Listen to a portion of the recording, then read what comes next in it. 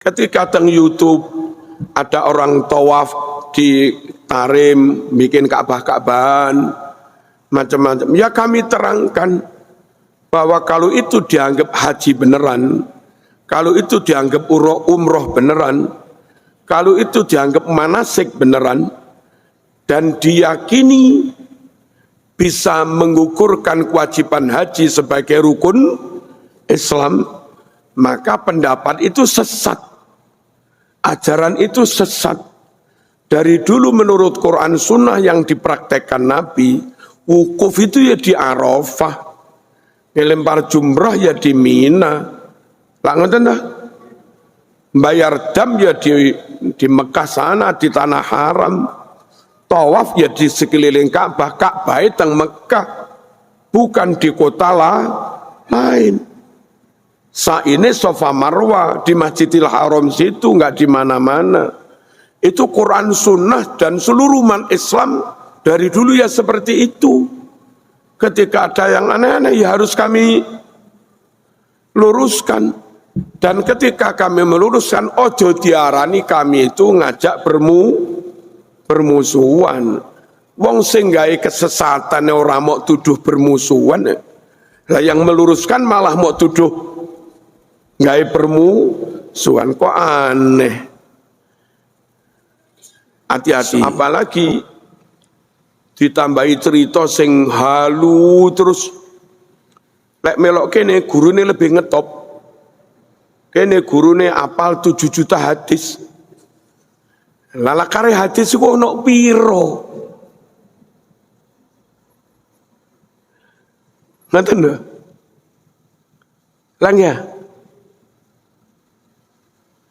Ini contoh-contoh dibangun di atas framing, dibangun di atas nun sewu branding. Terus pokoknya proyeknya proyek branding, framing, menggiring opini kami yang paling top. Alah mas, konangan. Barang itu kalau batil tetap kebongkar. Wa qul ja'al haqqu wa zahaqal batil innal batila kana zahuqa. Ketika yang hak itu datang, yang batil, yang abal-abal mesti rungkat. Tidak bisa tidak. Ojo cerita sing aneh-aneh. Nenek moyangku iso ngundurne pesawat. Dan itu cerita wong zaman nenek moyangnya lho durung usum pesawat. Lah ngono sing diceritani kok ya percaya gitu. Hah? Barang-barang ilek enggak jujur, konangan wis dalah.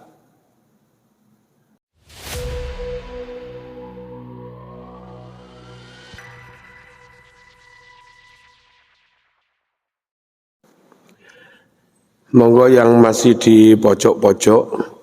Assalamualaikum warahmatullahi wabarakatuh. Kula wangsuli assalamualaikum warahmatullahi wabarakatuh. Bismillah walhamdulillah wassalatu wassalamu ala sayyidina Muhammad wa ala alihi wa sahbihi ajma'in amma ba'd. Para jamaah rahimakumullah, baik yang hadir langsung di Masjid Sabilillah tanggal 28 Oktober 2025, juga yang mungkin lewat streaming atau YouTube live ataupun tayang ulang, muga-muga sedaya dirahmati Allah Subhanahu wa taala, dibimbing manahipun oleh Allah Subhanahu wa taala. Saya badhe matur tentang tugas ulama atau kiai itu membimbing, mana yang benar, mana yang salah. Kiai menunjukkan kelompok ini yang bisa diikuti, kelompok ini enggak bisa diikuti dengan tolok ukur Quran Sunnah. Itu cara kiai membimbing supaya umat itu tidak salah ikut guru, tidak salah memilih guru. Nah, tentu tugas-tugas dan upaya membimbing umat ke arah yang benar sesuai dengan Quran Sunnah itu beda banget dengan upaya menframing. Beda banget dengan upaya maaf-maaf perang opini, menggiring opini.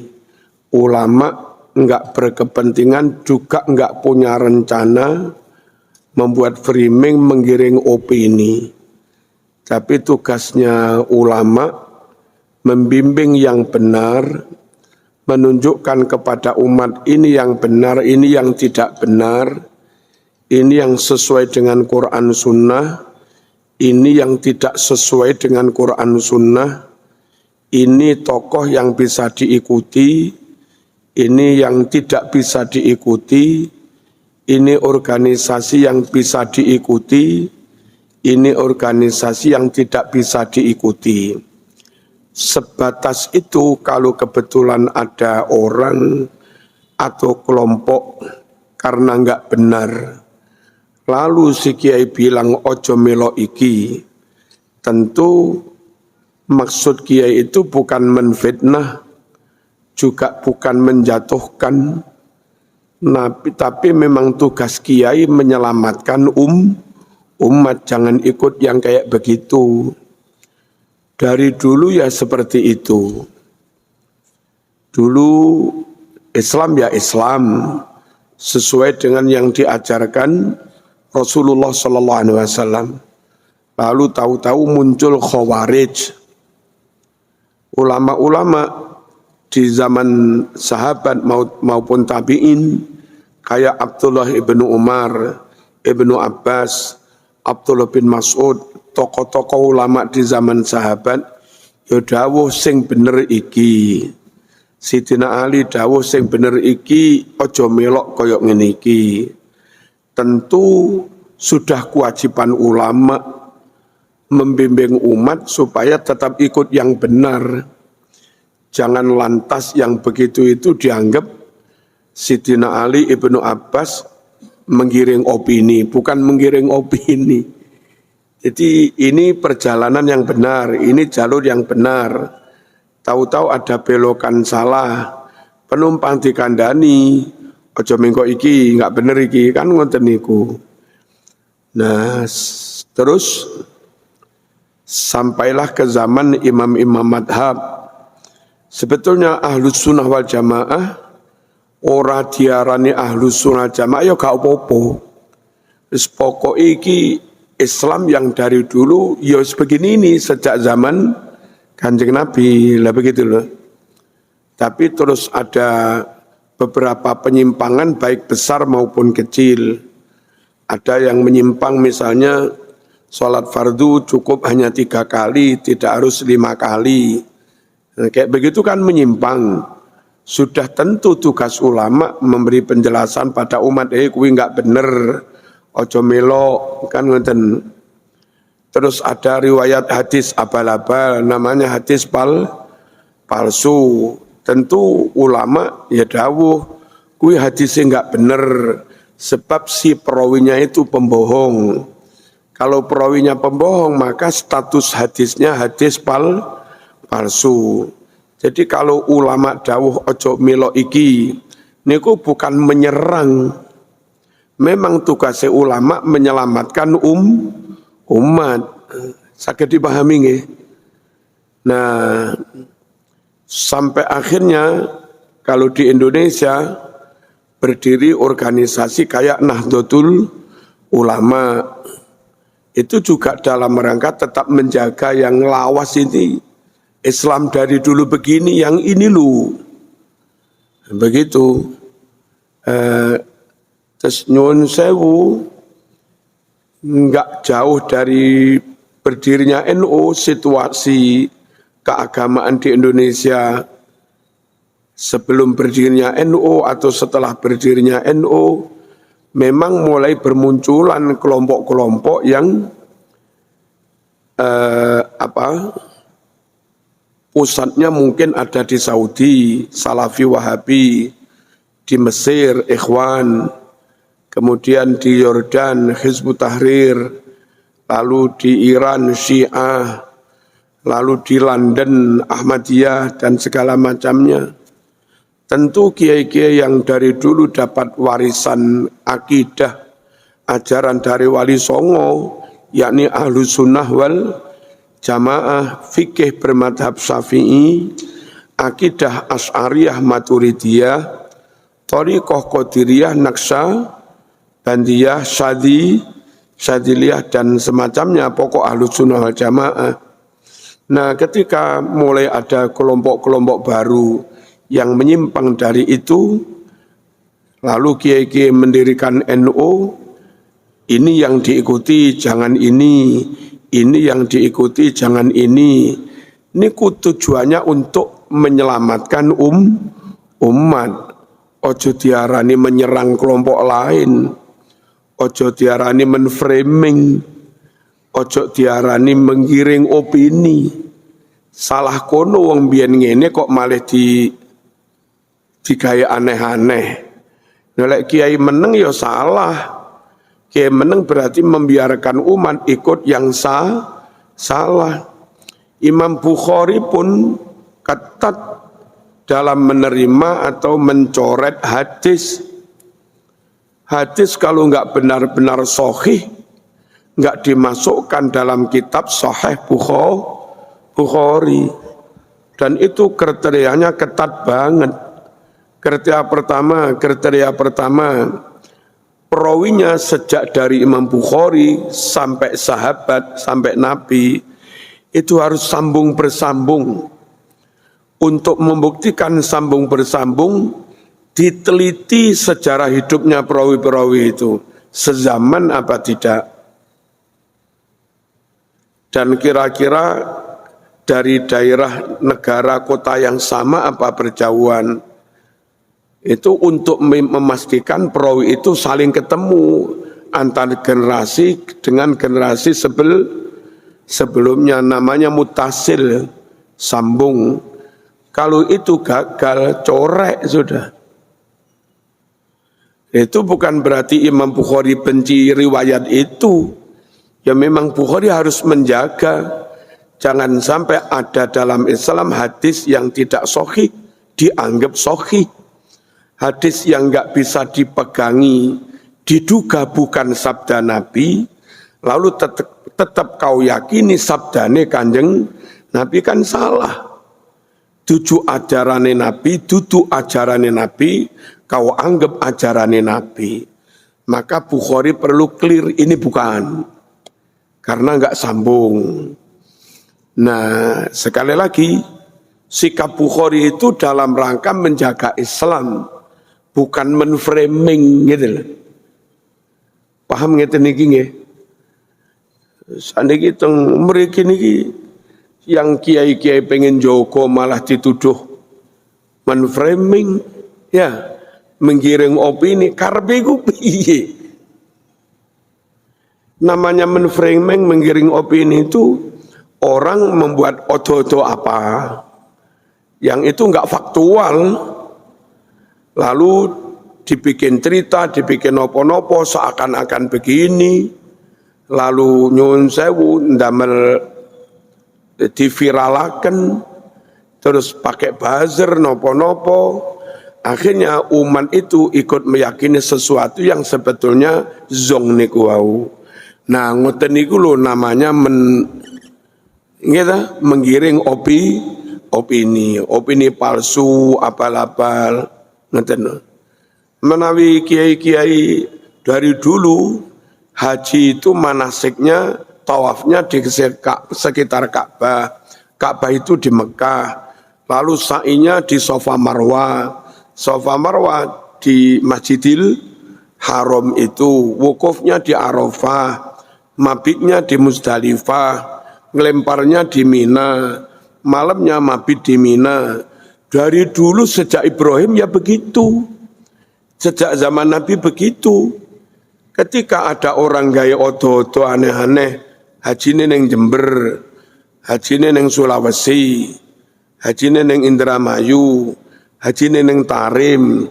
Ketika kiai melawan itu, menentang itu, ojo diarani menyerang. Benar?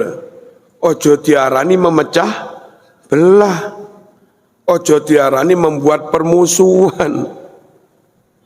Kiai memang wajib menjaga supaya agama itu tetap asli, nggak dirubah-rubah, sehingga kita ketika umat itu ngelakoni ajaran Islam yang asli, bukan ajaran yang abal-abal. Paham nggih? Jadi mriki tiyang ndamel istilah sreno-reno. Ngene kok sekali lagi, sing bener lho dianggap menframing. Yang dari dulu memperjuangkan Islam, penggayaannya yang mulang ngaji, sorokan Quran, mulang MI, gak leren-leren, menginisiasi mendirikan masjid, mendirikan Jumatan. Lho niku lho gara-gara dalam hal nasab misalnya, gak podo karo kelompok ini, wes diarani PKI, sing diarani monyet, macam-macam. Mana yang menframing nih? Ngerti? Paham dah? Misalnya kados kula diarani PKI, lah PKI bubar 65. Lah kula 65 durung lahir. Hati-hati para jamaah, harus cerdas memilah dan memilih. Salah satu ciri hamba Allah yang disebut ulul albab itu orang yang mampu memilah dan memilih. Fabasyir ibad alladzina yastami'una al-qawla fayattabi'una ahsanah. Sampaikan berita gembira kepada para hambaku, hai Muhammad sallallahu alaihi wasallam. Hamba yang mana yang diberi kabar gembira, insya Allah masuk surga. Alladzina yastami'unal qawla. Orang yang mau mendengarkan, membuka telinga, membuka mata, membuka hati, siap terima informasi, siap dapat masukan. Ora kok mbegegek pokok ngene orang ngono kuwi. Enggak kaku, siap dengar. Tapi enggak sembarang sekedar mendengar tok, juga mampu menfilter, mampu memilah dan memilih mana yang hak, mana yang batil, mana yang asli, mana yang abal-abal, mana yang akurat, yang valid, mana yang tidak akurat, mana yang terkonfirmasi ada bukti datanya, mana yang tidak terkonfirmasi. Setelah dipilih, clear ini yang benar, fayattabi'una ahsanah. Lalu mereka ikuti yang paling baik ini. Mereka ikuti yang paling benar. Ulaikal ladzina hadahumullah. Mereka-mereka yang mampu mendengar, menerima masukan, lalu memilah, lalu akhirnya disimpulkan ini yang hak, terus dilakoni. Mereka yang kayak begitulah orang-orang yang memang diberi hidayah oleh Allah. Hadahumullah wa ulaika hum ulul albab. Dan mereka itulah orang-orang yang disebut ulul albab. Ulama pilihan mas, ulul albab niku. Nah, tugas kiai dari dulu seperti itu. Imam Asy'ari itu termasuk pengikutnya Imam Syafi'i. Zaman Imam Asy'ari itu ngaji ke Al-Jubai selama kira-kira 10 tahun. Ngaji juga kepada Syekh Wasil bin Atta bertahun-tahun. Tapi Imam Asy'ari sebelum ngaji ke situ, sudah dapat pelajaran yang model Imam Syafi'i, sudah dapat pelajaran yang model Ahlus Sunnah wal Jamaah. Islam yang dari sejak zaman Nabi ya begitu itu. Tahu-tahu si Al-Jubai menyimpang jadi Jabariyah, sembarang barang takdir, sembarang barang takdir, lapo kon nyolong takdir, lapo kon kumpul kebo takdir, sembarang barang ngono. Jadi kumpul kebo itu salah.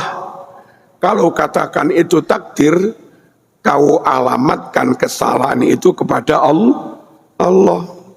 Jadi kamu kira Allah itu kayak mirip-mirip tempat sampah, semua kesalahan dibuat nang kono ngawur zaman.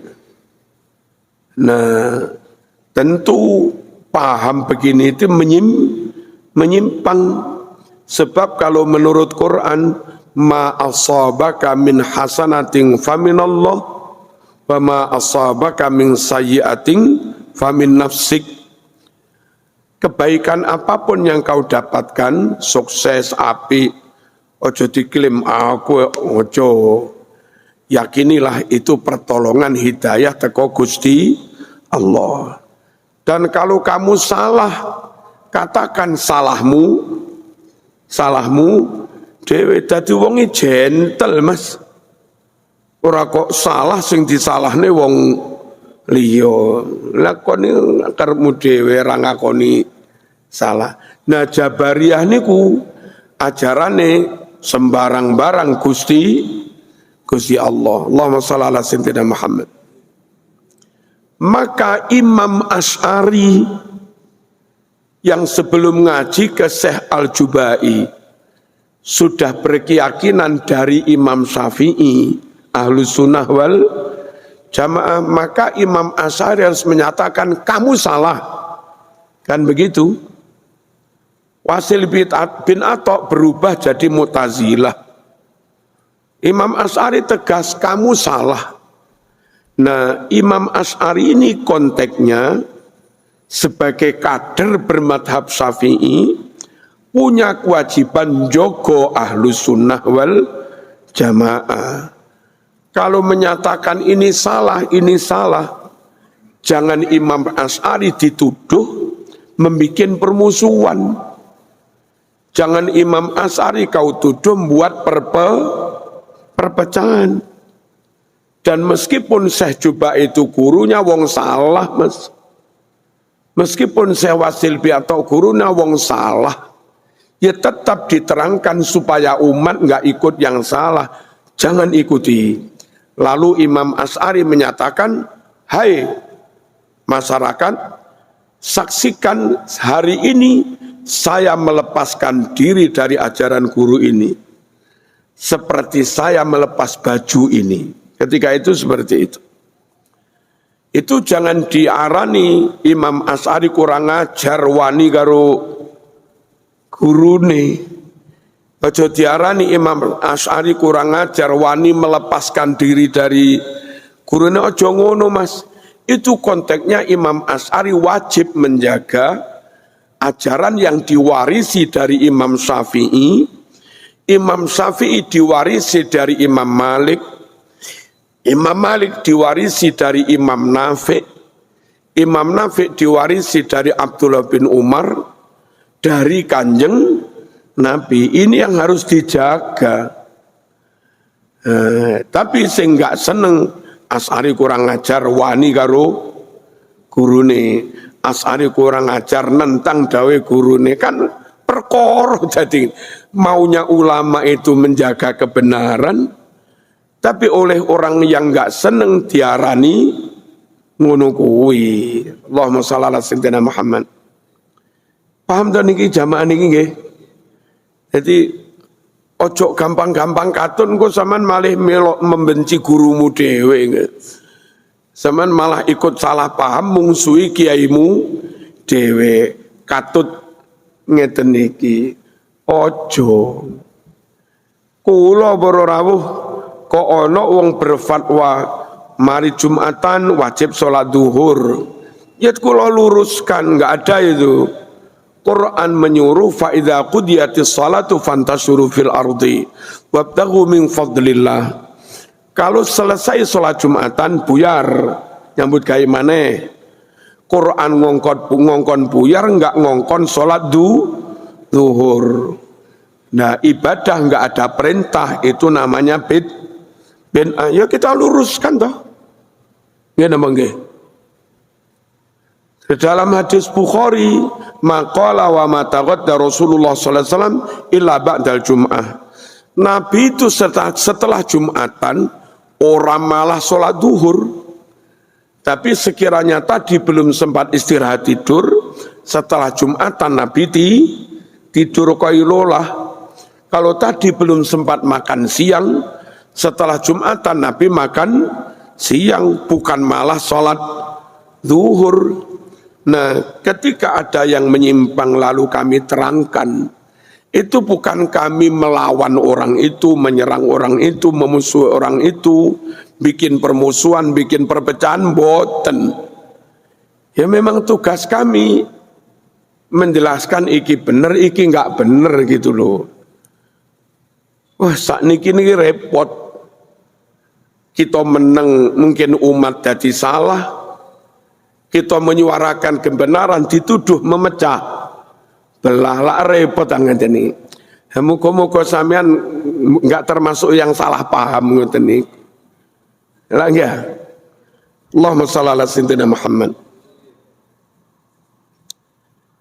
Terus ketika teng YouTube ada orang tawaf di Tarim, bikin Ka'bah-Ka'bahan macam-macam. Ya kami terangkan bahwa kalau itu dianggap haji beneran, kalau itu dianggap umroh beneran, kalau itu dianggap manasik beneran, dan diyakini bisa mengukurkan kewajiban haji sebagai rukun Islam, maka pendapat itu sesat. Ajaran itu sesat. Dari dulu menurut Quran Sunnah yang dipraktekkan Nabi, wukuf itu ya di Arafah, ngelempar jumrah ya di Mina, lah ngoten dah. Bayar dam ya di Mekah sana, di tanah haram. Tawaf ya di sekeliling Ka'bah, Ka'bah itu Mekah, bukan di kota lain. Saine Safa Marwah di Masjidil Haram situ, enggak di mana-mana. Itu Quran Sunnah dan seluruh umat Islam dari dulu ya seperti itu. Ketika ada yang aneh-aneh ya harus kami luruskan. Dan ketika kami meluruskan, ojo diarani kami itu ngajak bermusuhan. Wong sing gawe kesesatan ora mau tuduh bermusuhan. Lah yang meluruskan malah mau tuduh gawe bermusuhan, kok aneh. Hati-hati. Allahumma shalli ala sayyidina Muhammad. Terus nyun sewu, dari dulu kula biasa meluruskan nyun sewu, ono gak kunut gak apa-apa. Tapi kunut iku sunnah. Dalile nggih Sahih Bukhari. Sing ra bener iki kowe ra kunut terus ngarani kunut ra enek dalile. Lek ora kunut apa Mas ra kunut selak kesusu ra apa-apa pancen ora wajib. Yang apa Mas ra kunut rapal ya ora apa-apa pancen ora wajib. Lah nggih ta? Apa Mas ra kunut nggih sengaja pancen ora wajib ya oleh. Subuh ya tetap sah. Nah yang dadi perkara iku gak kunut lalu bilang kunut bid'ah. Gak kunut lalu bilang kunut gak ono hadise. Terus saya bersuara, kunut hadise Sahih Bukhari Mas, nomor 1001. Apakah Rasulullah membaca kunut dalam sholat subuh, hai Anas? Anas menjawab, na'am ba'dar ruku'. Ya, Kanjeng Nabi kunut setelah bangun dari ruku'. Di Tarjih Muhammadiyah halaman 82 juga difatwakan mensunahkan kunut subuh. Nah, dari kalimat saya terus ada yang merasa diserang, ada yang merasa direaksi. Lalu Marzuki kaku, Marzuki keras, suka bikin. Nah, kita yang mboten ngafir-ngafir nih tiyang, mboten menyesat-nyesatkan tiyang, namun pengen ngomong apa adanya yang nggak benar diluruskan ngoten. Yang sing bid'ah nih nggak kamu tuduh memecah belah. Lalu yang meluruskan hanya ada pihak yang kesinggung gitu tok, sudah diarani memecah belah. Allahumma shalli ala sayyidina Muhammad. Intinya ngoten niku, jadi bedakan antara tugas ulama kiai memberi pencerahan, menjaga ajaran, menjaga akidah, menjaga umat supaya tidak ikut yang keliru. Itu sebatas wajib menjaga. Dan nggak ada permusuhan, wong kalau ketemu ya diakrabi. Yo nggak pernah mengkafir-kafirkan, yo nggak pernah ngamplengi. Lah gitu. Lalu nyun sewu masalah hadis wau. Ulama biasa dawuh, jangan ikuti ini perawinya tukang maksiat. Bahwa orang itu tukang maksiat, lek diomongnya kan ngerasani. Tapi lek nggak diomong nih bahwa perawi ini tukang maksiat, engkau umat mengikuti riwayat hadisnya.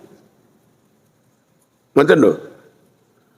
Bagi ulama mending joko agomone daripada harus menengai menjaga ben nggak ngerasani wong kuwi. Ulama pilih dawuh jangan ikuti, kuwi nggak bener. Terang-terangan ulama. Jangan ikuti, kuwi sesat, ngoten ulama. Napa permusuhan? Mboten. Jogo supaya umat tetap bener. Lelek ngoten niku mau arani dosa, Imam Bukhari ya tukang dosa lan. Wong Imam Bukhari sering dawuh hadis ini enggak bisa diterima, perawinya berbohong ini. Hadis ini enggak bisa diterima, perawinya ikut aliran sesat. Biasa kok hadis Bukhari ngoten niku. Imam Bukhari ngoten niku biasa. Napa Imam Bukhari menfitnah? Mboten. Imam Bukhari bilang ngono pancen ana data, pancen ana fakta. Ngoten. Apa enggak menyerang? Mboten. Ben umat enggak mengikuti. Sebab kalau itu diikuti mboten selamat. Wong Quran iki dawuh fatabayyanu. Berita apapun nggak boleh ditelan mentah-mentah, harus harus dikonfirmasi, harus dilacak kebenarannya. Allahumma shalli ala sayyidina Muhammad. Nah, nyun sewu yang paling repot para rawuh ketika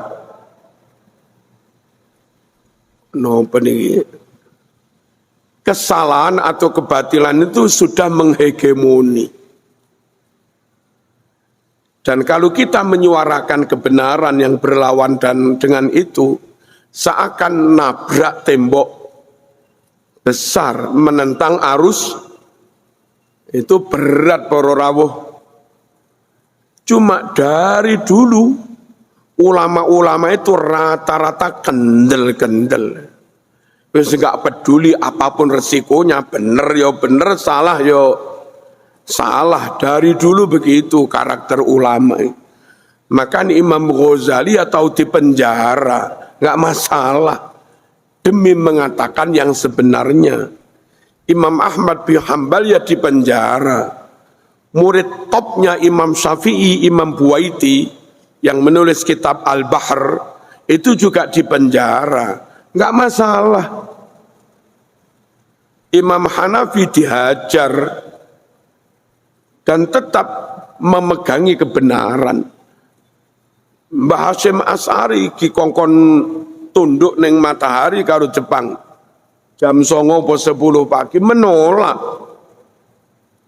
Pilih di penjara. Hamka mbiyen tokoh MUI Indonesia juga di penjara. Nah, benar itu benar. Meskipun orangnya orang lemah, kalah di penjara, tetap benar. Benar tetap benar. Meskipun pengikutnya kecil, karena nggak punya kemampuan menviralkan. Benar itu bukan berarti viral terus benar, mboten. Halo, dalam bahasa Jawa istilah salah tapi kaprah, kaprah tapi salah itu ada.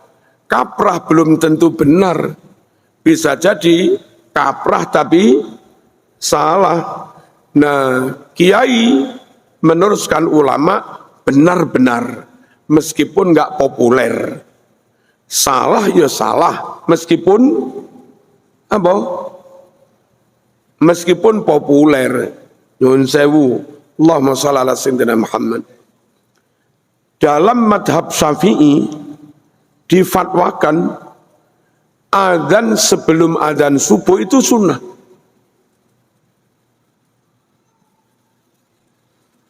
Hadisnya Sahih Muslim.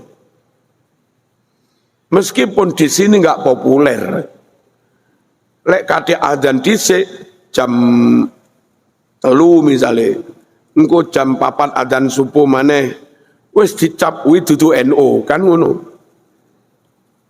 Nggih. Tapi kiai-kiai madhab Syafi'i tetap mengatakan kuwi sunnah. Cuma ben ora dadi fitnah. Kalau ingin adzan 2 kali, sosialisasi dulu. Ngoten lho. Di Bahsul Masail kan di NU, lalu NU resmi menfatwakan sunnah adzan pertama untuk gugah-gugah, kan ngono. Terus mari ngono, sosialisasi ke ranting-ranting, ke masjid-masjid, masuk kurikulum MI. Wong podo ngerti lek kuwi sunnah, baru dilakoni, mboten dadi fitnah. Terus nyun sewu disepakati jarake ojo cedek-cedek karo adzan subuh. Lek subuh jam 4 kurang seperempat, lalu adzan pertama mok gawe 10 menit sebelumnya, banyak wong ngira kuwi adzan subuh, akhirnya dadi fitnah. Selak budal neng pasar, krungu adzan pertama ndang salat budal neng pasar. Pas melaku budal neng pasar, krungu adzan maneh. Lah, disepakati pisan apa jarak setengah jam. Kalau Mekah Madinah jarak 1 jam. Wong padha ngerti lek kuwi dudu adzan subuh, kuwi adzan pertama, dan dari dulu begitu. Jadi bagi kiai benar itu ya benar, meskipun nggak populer, salah ya salah, meskipun populer ya tetap salah. Allahumma shalli ala sayyidina Muhammad. Ada kelompok-kelompok tertentu dalam hal polemik nasab misalnya, yang mereka lakukan bukan pembuktian. Yang mereka lakukan bukan mencari bukti kebenaran, tapi yang mereka lakukan ngundang wong top, kilo boloku wong top. Yang mereka lakukan sowan kepada orang top, yang orang top itu nggak ngerti permasalahan juga. Lalu orang top itu diminta dawuh, kilo sing dawuh aku wong top itu loh. Nah itu namanya nyun sewu menframing. Golek bolo, lho. Sekali lagi benar tetap benar, meskipun nggak didukung orang top. Sing kapan niku kula matur, enek ulama top dawuh iki haram, katanya mengandung apalah, ya mungkin apa sianida nopo-nopo dianggap haram, tapi katanya. Nah sing dawuh ulama besar, aku aja mek haram, katanya mengandung apa misalnya. Aqua haram, katanya mengandung apa. Sing dawuh ulama besar. Terus iki guru SMP, guru kimia. Sebelum menyatakan halal atau haram, dia bawa ke lab. Diberi cairan kimia untuk memisahkan semua unsurnya. Ternyata enggak ada unsur yang diduga haram itu tadi. Berkali-kali di lab enggak ada. Lalu guru kimia ini menyatakan ini tidak haram. Bukan berdasar jubah, bukan berdasar framing dawuhnya orang top, tapi berdasar fakta. Yang namanya benar tetap benar, Mas. Sekalipun yang dawuh hanya guru SMP. Yang namanya salah ya tetap salah. Sekalipun yang dawuh syekh. Halo. Lah maunya kita kebenaran itu ya begitu. Arkun dalam teori kebenaran ya. Hasil penelitian seorang dokter itu tidak dijamin 100% benar. Kenapa? Karena ada unsur sungkan, ada unsur subjektivitas. Si promovendus calon dokter ini kan ada promotor, ada pembimbing. Namanya mahasiswa kayaknya pengen lulus toh. Itu meskipun penelitiannya berkali-kali diulang, dianalisa, hasilnya A. Tapi hasil A itu menyinggung profesor pembimbingnya. Profesor pembimbingnya dawuh, ojo A, enggak lulus loh kon. Kira-kira nekat apa pengen lulus ini? Pengen lulus dah? Bisa jadi disertasi itu prosesnya seperti itu juga. Tidak 100% benar. Nah, 1-2 orang yang gagal jadi dokter belum tentu salah. Justru karena benar itulah dia gagal diresmikan jadi dokter karena penelitiannya berseberangan dengan promotornya. Ngerti nggih? Benar itu benar. Meskipun nggak didukung kekuatan formal. Salah ya tetap salah. Allahumma shalli ala sayyidina Muhammad. Nah, para jamaah menghadapi situasi seperti ini, ada kasus hukum. Niki salah. Tapi lek niki mengke kebongkar, nyampluk pirang-pirang, Mas. Apa nyampluk, nyangkut sana sini. Bupatinya kena, kiainya ini juga kena. Kalau sampai ini nanti kalah di pengadilan.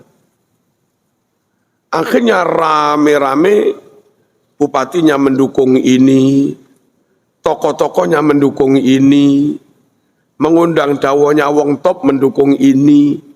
Yang orang top itu juga enggak tahu permasalahan di lapangan.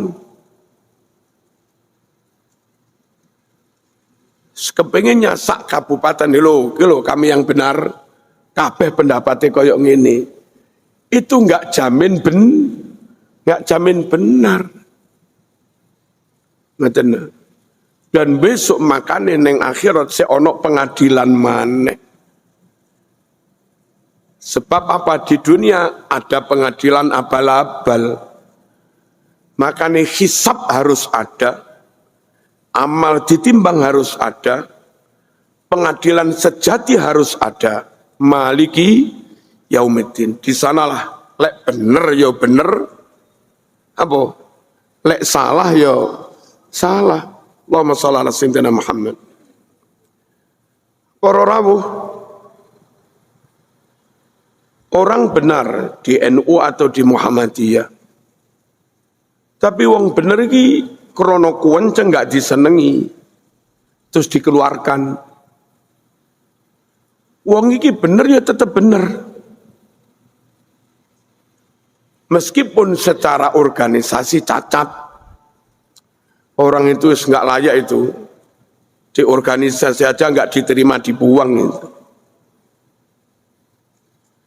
Lalu tempo hari ada orang membuat framing, pengurus dari organisasi ini itu dulu pengurus NU yang dibuang, jadi ular di NU.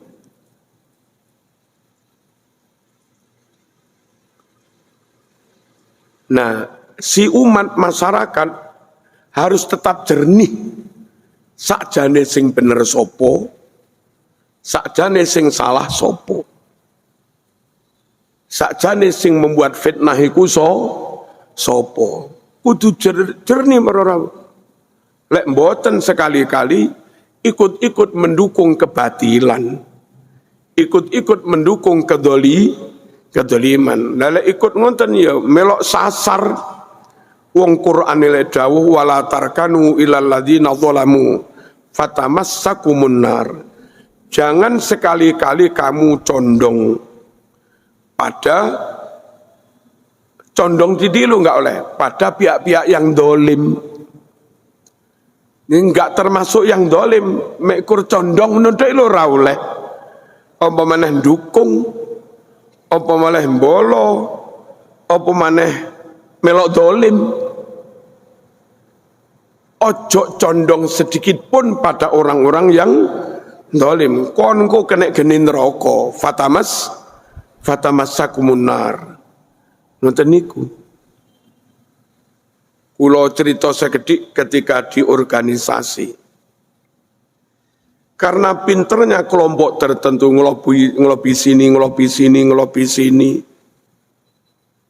Dan Mbah Yai Sepuh juga nggak tahu banyak tentang kondisi real yang sebenarnya ngenderek mawon yo.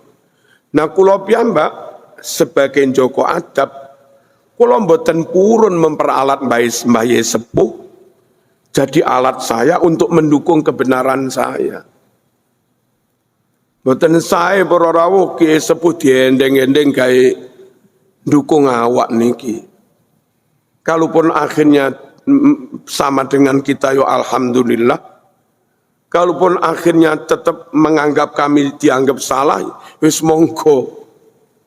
Tapi yang kami lakukan kula mboten purun derek ngelobi ngoten niku wong Ki Sepuh kok jadi alat mendukung kepentingannya.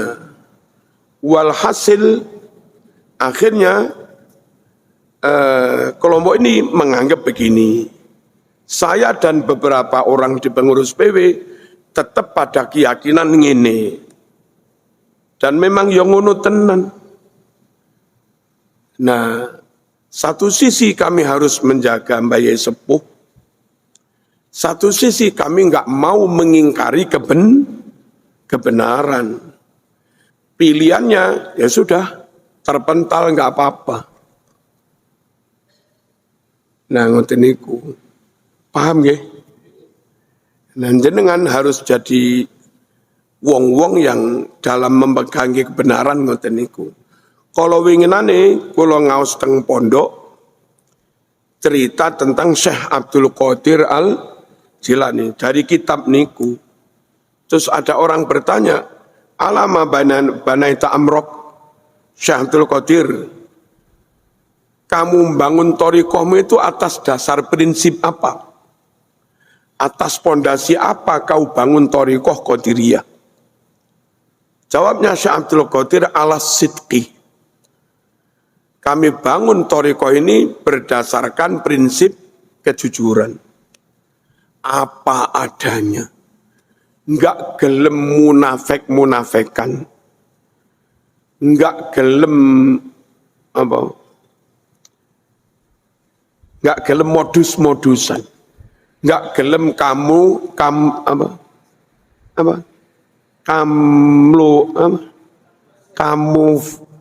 kamuflase. Wis pokoke pengen mung apa ana ni. Kami bangun di atas kejujuran. Lek awam yo awam. Enggak usah dandan kaya ulama gede. Lek pancen keturunan Nabi monggo. Tapi lek duduk keturunan Nabi ra usah ngaku-ngaku keturunane Kanjeng Nabi. Nek duduk ulama ra usah berdandan kaya berlagak kaya ulama. Prinsip thariqah Qadiriyah, pengikut murid thariqah Qadiriyah niku didasarkan pada prinsip kejujuran. Teng Malang nih misalipun nyun sewu, yang mokoki thariqah Qadiriyah gading sosok Kiai Rohman mursyid thariqah nggih kelamben biasa mawon. Kami bukan ulama besar. Pantes kami kelamben ya wis ngene iki ae. Sakniki diganti Gus Ulul. Sampun dadi mursyid nggih tetep kelambene biasa mawon, tampile nggih biasa mawon. Terus Gus Fuad niku malah ngomong lari-lari teng kafe-kafe niku. Dibukane kafe karo golek rezeki didik-didik dodol kopi, tapi lari-lari dijak zikiran. Ngoten niku. Tampil apa adanya. Sementara beberapa thariqah yang mungkin di luar Qadiriyah, di luar Mu'tabaroh Nahdiyah, niku durung beto alim wis cobae wis pol-polan. Tampile wis pol-polan kaya ulama besar. Nah, thariqah Qadiriyah mboten purun. Tampil yang abal-abal. Tampil yang modus. Pengen dadi wong ini opo? Napa? Opo anane mawon. Allahumma shalli ala sayyidina Muhammad. Zaman tingali pun kiai-kiai pondok ploso ewon-ewon Mas. Ngono dandanane biasa kabeh. Biyen Gusmi dandanane nggih biasa mawon, sarungan, klamben, kopiahan. Teng Lirboyo Mbah Warmansur dandane nggih biasa mawon. Sementara kadang kelompok liya ribet karo ribet karo gayane. Dan itu benar-benar jadi rahmat bagi umat. Ketika kiai itu biasa-biasa mawon, sampai arek embongan yang punya problem itu loh Mas. Sowan takon niku gak izin. Gak sungkan polai kiai ini nggih biasa-biasa mawon. Coba misalnya koyok kulung ini coba nembentino. Zaman kate salaman wedi Mas. Nenek kate salam di sowan wedi takon ya gak wani Mas. Ketika takon gak wani zaman terpaksa takon kepada orang lain yang belum tentu alim. Takon kepada orang lain yang belum tentu ahlu sunnah wal jamaah. Ngoten niku napa thariqah Qadiriyah ni dibangun berdasarkan prinsip apa? Kejujuran, tampilnya jujur, gayanya jujur, omongannya jujur, cerita tentang nenek moyangnya juga sejujurnya, ojo cerita sing aneh-aneh. Nenek moyangku iso ngundurne pesawat. Dan itu cerita wong zaman nenek moyangnya lho durung usum pesawat.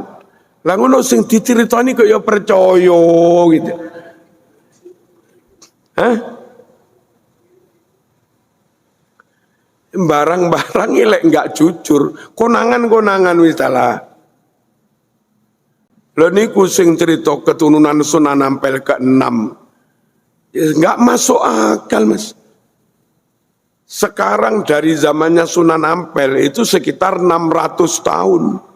Sunan Ampel 14 sekian, sekarang 2000 sekian. Berarti secara global 600 tahun. 600 tahun ngaku keturunan ke-6. Berarti per keturunan 100 tahun.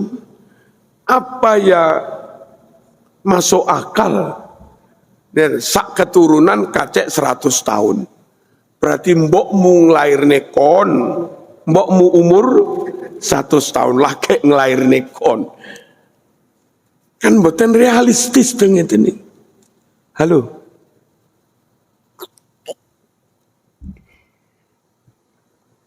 Apa wontene mawon lah.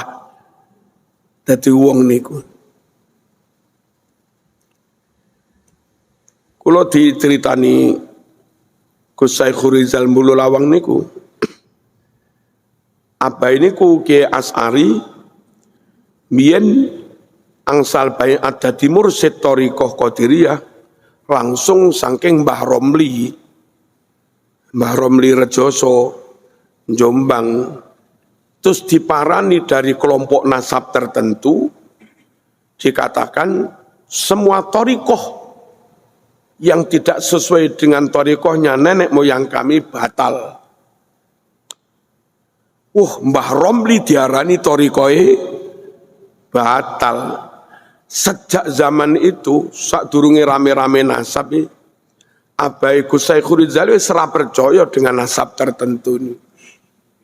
Krono kalimatnya ngoten niku. Halo. Lewong niku saking Syekh Abdul Qadir Al-Jilani. Dan dia keturunan Nabi juga. Yang Syadziliyah dari Abil Hasan As-Syadzili. Yang Naqsabandiyah dari Syekh Ahmad Bahauddin An-Naqsabandi. Lah ngono terus diarani batal lho piye karepe.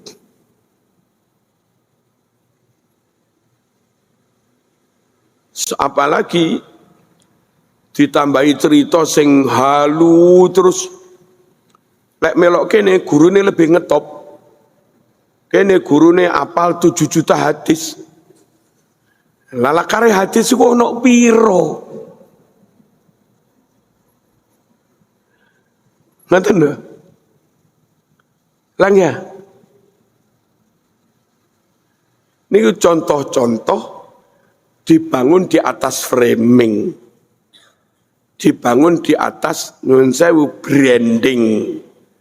Wis pokoknya proyek branding, framing, menggiring opini kami yang paling top. Alah mas, konangan-konangan.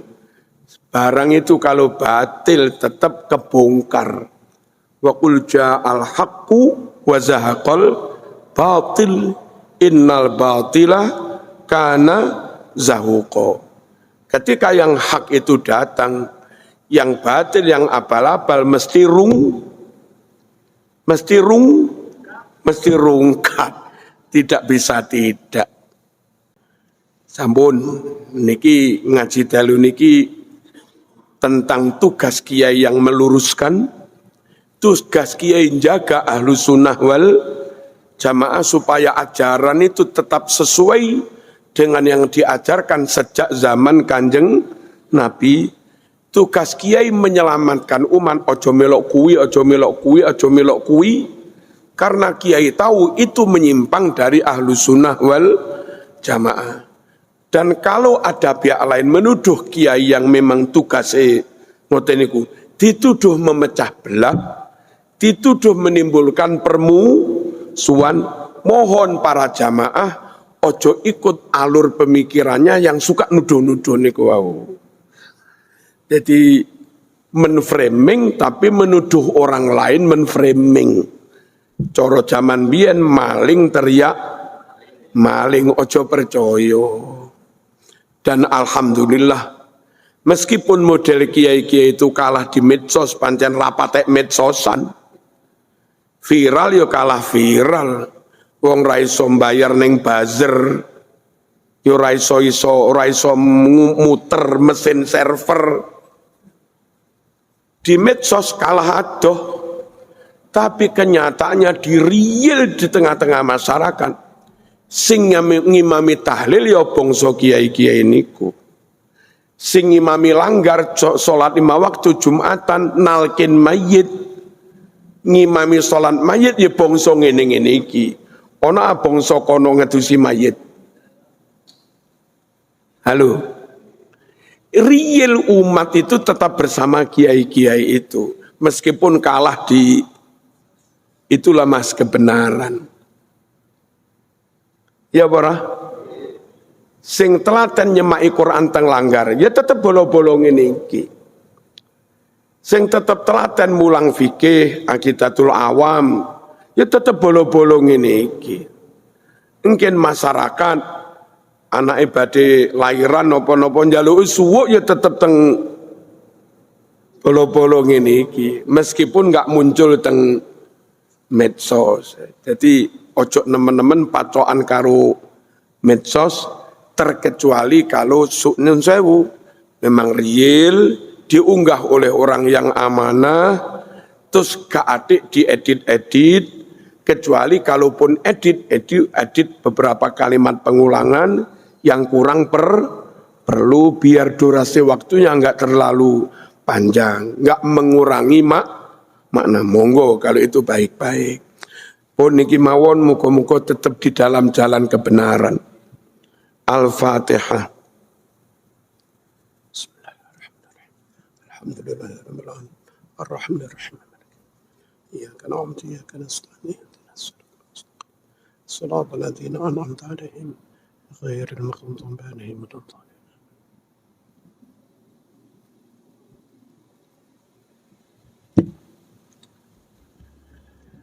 Alhamdulillahirabbil alamin. Allahumma shalli wa sallim ala sayyidina Muhammad wa ala ali sayyidina Muhammad. Allahumma ihdina fi man hadain wa afina fi man afain wa tawallana fi man tawallain wa barik lana fi ma a'tain wa qina syarra ma qadain. Allahumma ihdina bihidayatil Qur'an wa najjina minan nar bikaramatil Qur'an wa adkhilnal jannah ma'al Qur'an.